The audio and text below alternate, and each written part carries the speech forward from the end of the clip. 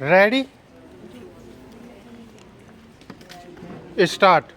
महोदय, भारतीय समाज बहुभाषी समाज है और हमारे इस समाज में बहुसंख्यक भाषाई वर्ग के अल्पसंख्यक भाषाई वर्ग से मधुर संबंध है। अतः यहाँ बहुभाषिता सहज स्थिति के रूप में स्वीकार्य है। इस समाज में व्यक्ति एक भाषा से दूसरी भाषा की यात्रा करता रहता है और ऐसे में एक ही वाक्य में एकाधिक भाषा के तत्वों का समन्वय कर वह अपना कार्य आसान कर लेता है। औरो टिकट दीजिए। और यह एक पंक्ति राष्ट्रीय एकता के सूत्र में एक और सूत्र बढ़ा देती है। राष्ट्रीय एकता का संबंध समूह मस्तिष्क से होता है और समूह मस्तिष्क को प्रभावित, संचालित तथा नियंत्रित करने के लिए संप्रेषणीयता की शक्ति का उपयोग किया जाता है। विचार, भावना एवं व्यवहार को उद्देश्य के अनुकूल जगाने एवं मोड़ने में विशेष प्रभावोत्पादक शब्दों का उपयोग किया जाता है।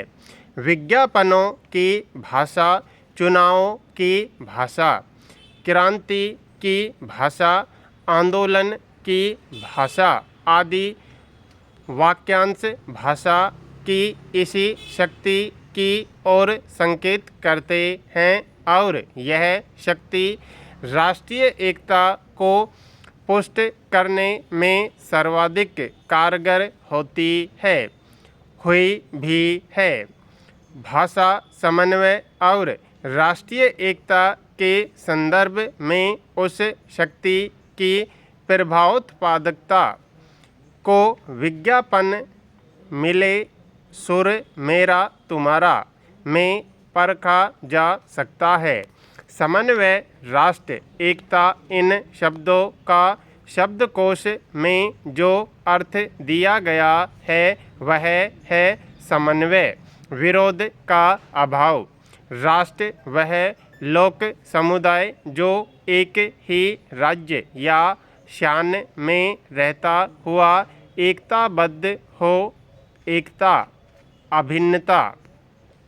भाषाई समन्वय से तात्पर्य यह है कि विभिन्न भाषाओं के अस्तित्व को स्वीकारते हुए उनकी गरिमा के अनुरूप उनमें दूसरी भाषा के प्रति विरोध का भाव न आने देना।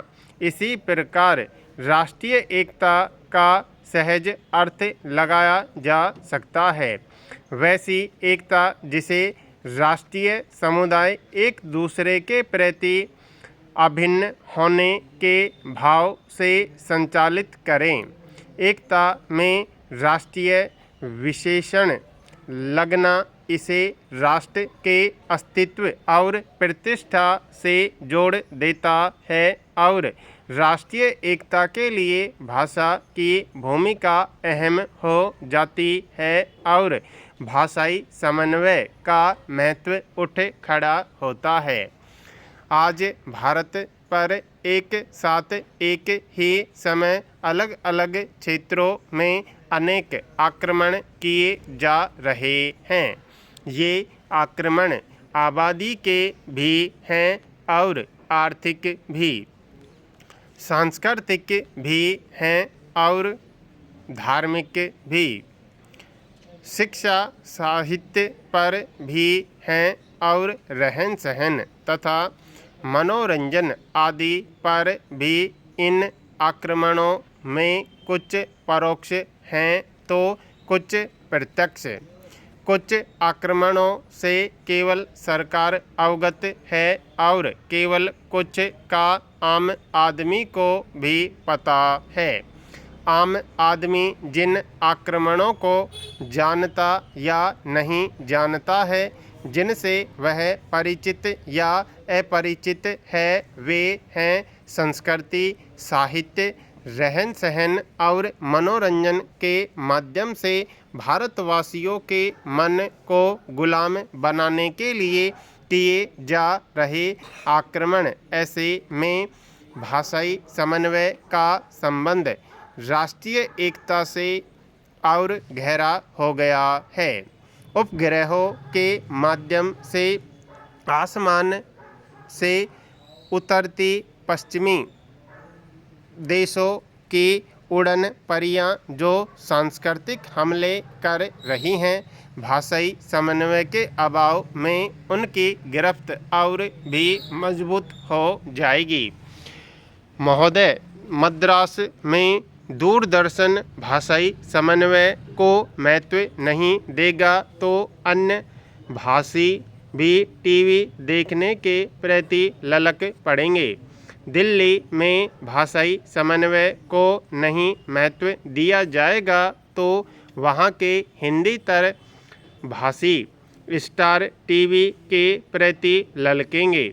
कश्मीर के लोगों को भाषाई समन्वय के कार्यक्रम नहीं मिलेंगे तो वे पाकिस्तानी दूरदर्शन देखेंगे, फिर वे अपनी संस्कृति से कटने लगेंगे। देश के अपने ही एक हिस्से के प्रति, अपने ही अन्य बंधु के प्रति उनमें संवेदन शून्यता भरने लगेगी और फिर लातूर जैसी घटना पर भी वे भाव शून्यता के शिकार होंगे और यह स्थिति राष्ट्रीय विखंडन की जमीन को तैयार कर ही सकती है।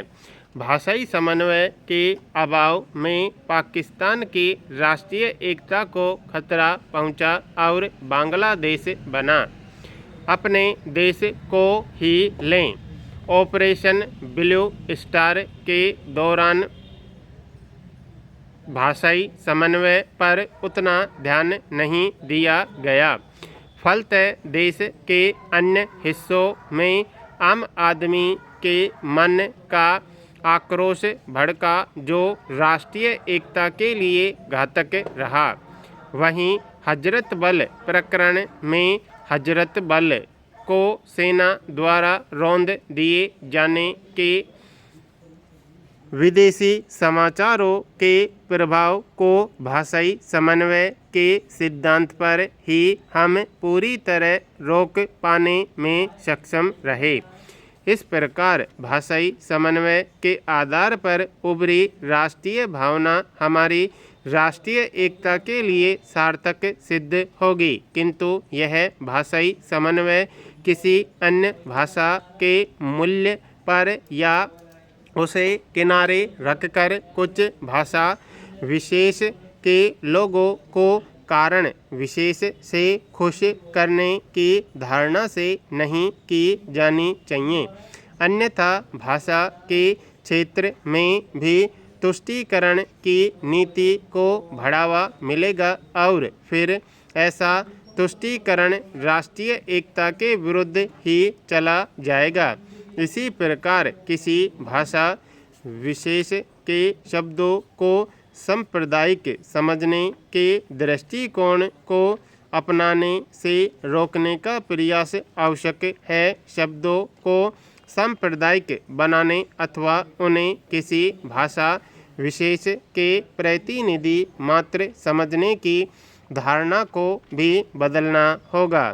एक भाषा में से अन्य भाषा के घुल मिल गए लोकप्रिय शब्दों को चुन चुनकर निकाल फेंकने और उसकी जगह जबरदस्ती घड़े गए शब्दों को बिठाने की मानसिकता पर अंकुश लगाना होगा। शब्दों को भाषा विशेष में उनकी लोकप्रियता और उस भाषा के प्रवाह में उनकी उपादेयता पर अधिक जोर देना चाहिए।